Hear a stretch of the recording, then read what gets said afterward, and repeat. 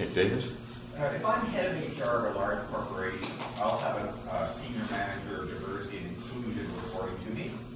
Now, I can't eliminate the position because that would be career suicide. So what should I tell them to do?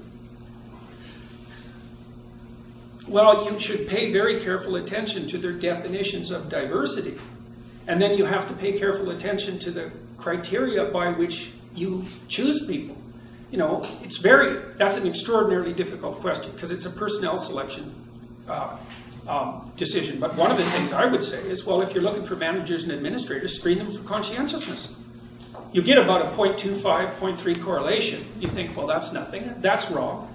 It switches your probability of hiring an above-average employee from 50-50 to 67.5, 32.5. If it's a 0.30, let's see, sorry, 65-35 if it's a 0.30 correlation. And because there's massive variability in the productivity of individuals, tilting your selection up to that degree will have massive, massive economic payoffs. I've done the calculations. They're crazy. And there's no bias in a conscientiousness test. So that's opposed to saying that a bias-free test for hiring, so the diversity person would be responsible for that. What happens when the board says, so what do you mean for women? When the court says it? The board. The board, the CEO says, oh, by the way, you're the diversity officer, what do you mean for women? Well, one of the things you might do is track the shifting ratio of men versus women in the corporation. But that's the sort of thing that requires a micro-analysis. You know, like there's going to be, and increasingly there are, many disciplines where women are overrepresented at every single level. That's happening in universities so fast. There won't be a damn man left in the Faculty of Arts and Science in 10 years.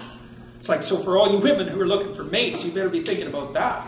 Because men are bailing out of university so fast, you cannot believe it. I've watched the curves for 15 years. It's linear up for women, linear down for men. And so you can think, well, that's really good for women. It's like, that's so clueless. There can't be anything that's bad for men that's good for women, and vice versa. You know? Another thing, too, that's, okay, so back to the board, you have to say, well, what's the industry? How does that map onto the valid natural interests of men and women? Is there any evidence that we're hiring stupidly? And the mere fact that you don't have as many women or as many men in one place versus another doesn't indicate, therefore, that you're prejudiced. You have to buy the equity argument to buy that.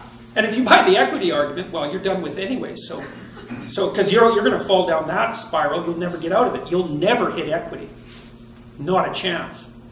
Now, a lot of these corporations are doing it out of guilt and fear. You know, you said that people are afraid to speak up. It's Jesus, you just have no idea how afraid people are to speak up.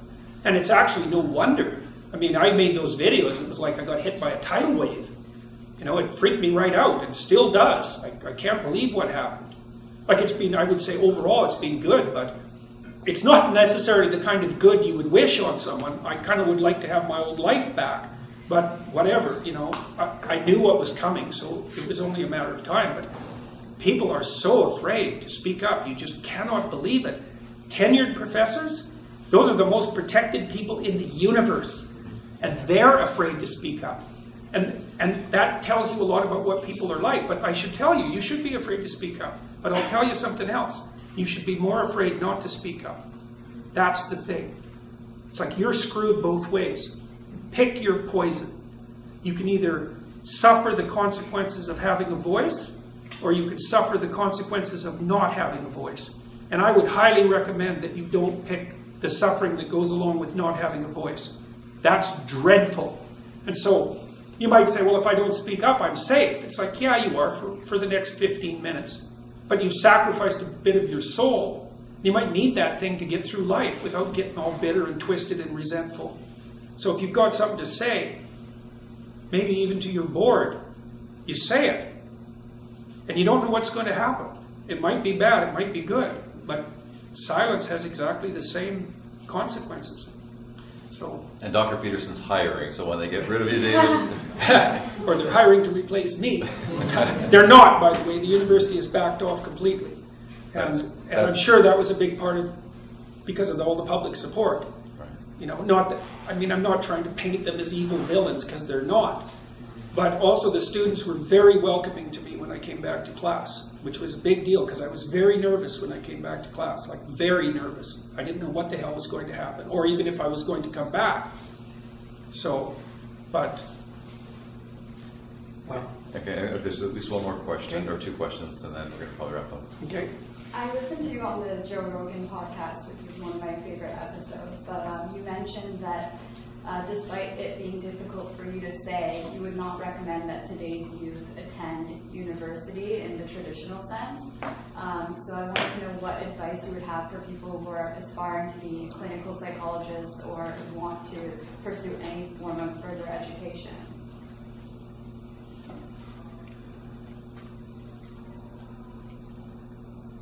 Don't take any nonsense.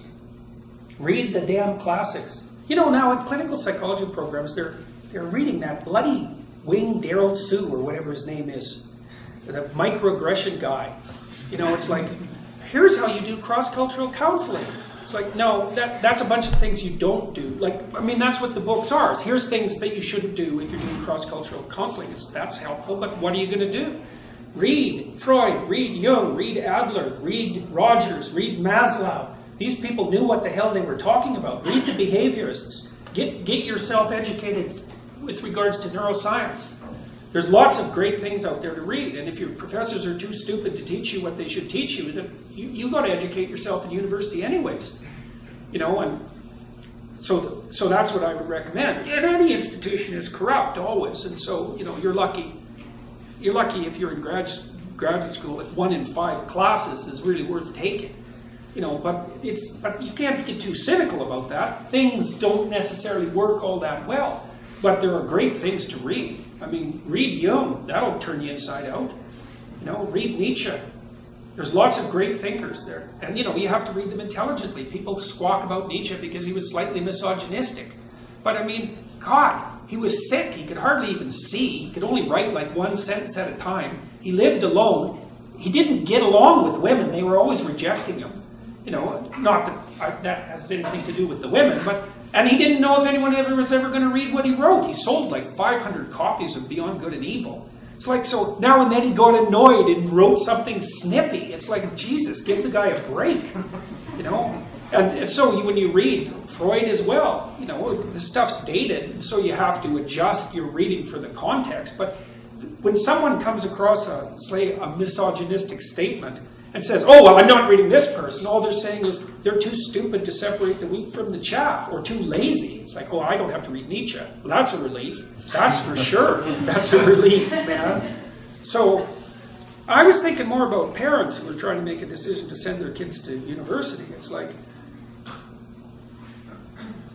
so much of it is corrupt. Social work, anthropology, social psychology, education, like English literature, a huge chunk of the humanities, which is an absolute catastrophe. The humanities go, the universities are done, because they're the soul of the universities. You can get technical training. You can be trained technically in all sorts of other ways, and corporations are starting to figure this out fast. So we lose the humanities, the universities are gone.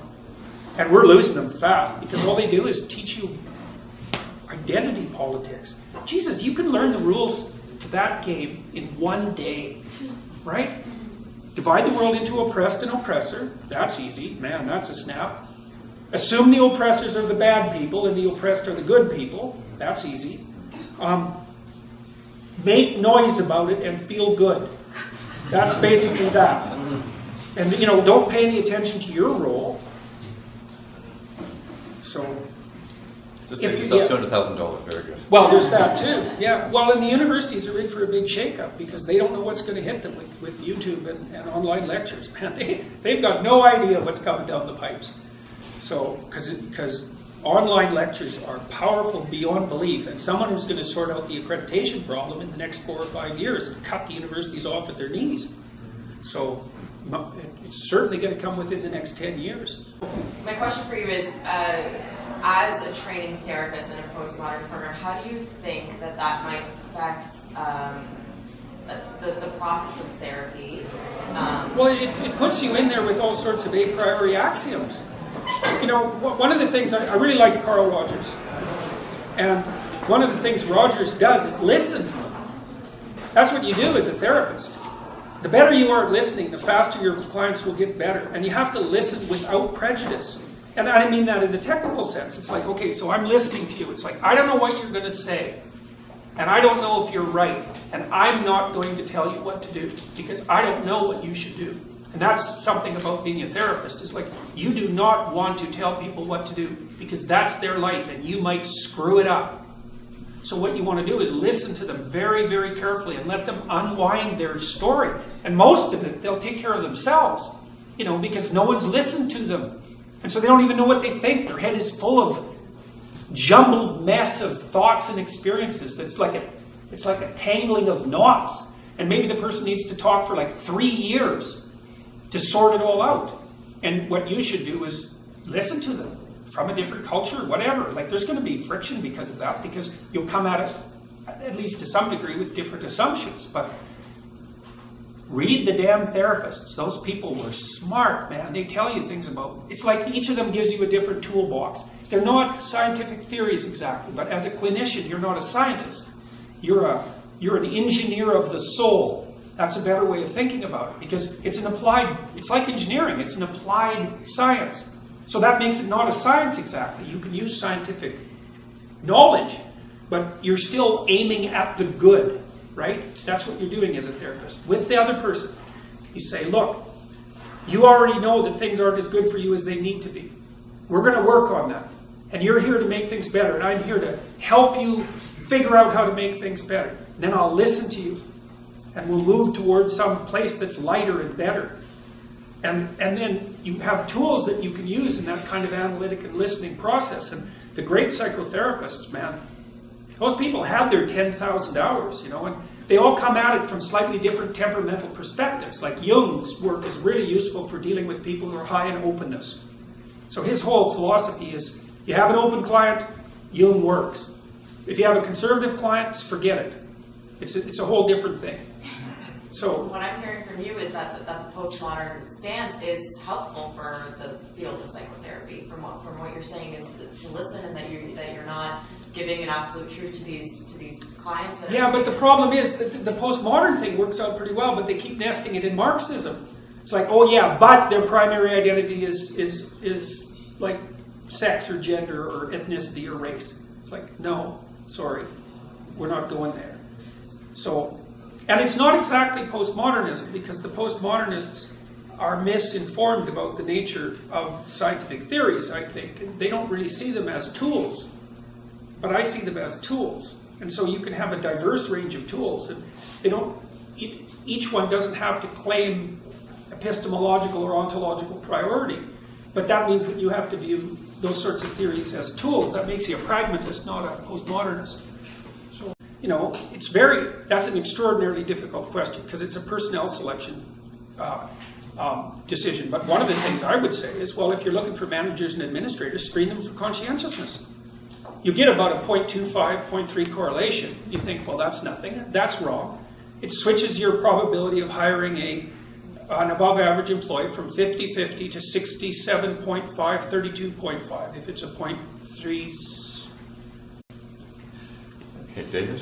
If I'm head of HR at a large corporation, I'll have a senior manager of diversity and inclusion reporting to me. Now, I can't eliminate the position because that would incur suicide. So what should I tell them to do? Well, you should pay very careful attention to their definitions of diversity.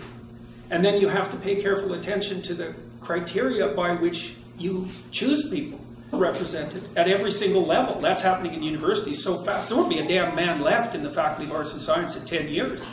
It's like, so for all you women who are looking for mates, you better be thinking about that. Because men are bailing out of university so fast, you cannot believe it. I've watched the curves for 15 years. It's linear up for women, linear down for men. And so you can think, well, that's really good for women. It's like, that's so clueless. There can't be anything that's bad for men. What happens when the board says, what do you mean for women? When the court says it? The board. The board, the CEO says, oh, by the way, you're the diversity officer, what do you mean for women? Well, one of the things you might do is track the shifting ratio of men versus women in the corporation. But that's the sort of thing that requires a microanalysis. You know, like there's going to be, and increasingly there are, many disciplines where women are over 65-35 if it's a 0.30 correlation. And because there's massive variability in the productivity of individuals, tilting your selection up to that degree will have massive economic payoffs. I've done the calculations. They're crazy. And there's no bias in a conscientiousness test. And so that's opposed to saying that a bias-free test for hiring